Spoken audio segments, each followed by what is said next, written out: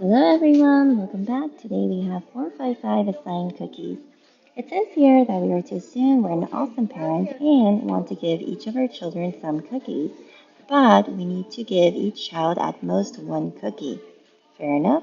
Each child also has some greed factor, which is the minimum size of a cookie that the child will be content with, and each cookie has a certain size.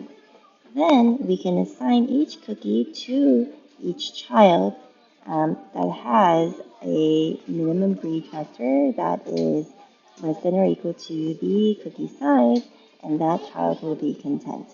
Our goal as a parent is to maximize the number of content children and output this maximum number. So I have an example here for G where the children require these sizes of cookies to be content. This is their grade sizes. And then I also have an array representing the sizes of the actual cookies. And we can tell that, all right, there's 1, 3, 3, 6. This goes from 1, 2, 3, 4, 5. Probably this child can't be ever satisfied because we don't have a cookie meeting that size. However, the other three should be satisfied because we have a 1, we have a 3, and a 4. 4 is larger in size than what the child requires, so we can satisfy 3 children. But how would we do this with code? So let's try it out. We have these cookies. First thing that we know that it's a lot easier if everything is sorted. So let's sort the greeds or the minimum sizes that each child requires. So it's sorted here. And let's sort the cookies. So the cookies are also sorted by their size. And once we do this, all we really need to do is move for each cookie. So let's start from the first cookie. We're starting from this cookie and we're starting from child at 0th index and say, all right, does this cookie satisfy the next child? The next child at 0 index requires a 1. It does. So we move on to the next child. And we're done with this cookie. So we're on the next cookie, which is a 2. Does this cookie satisfy the next child? It does not. The next child requires a 3. Our current cookie is a 2, so that's okay. We're done with this cookie. Move on to the next one. Now does this current cookie size satisfy the next child? It does. The next child requires a 3. This size is a 3. Great. We move on to the next child, and we're done with this cookie. Now we're on cookie with size 4. Does this cookie size satisfy the next child? Yes, it does, and it's even larger than the child expected. So that's great. Child is happy. We move on.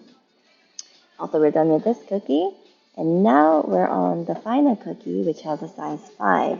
The next child requires a minimum size of 6, so unfortunately, this child cannot be satisfied. We end up at index 3, which, because this is 0 index, also represents the total number of children that could be satisfied with these cookies.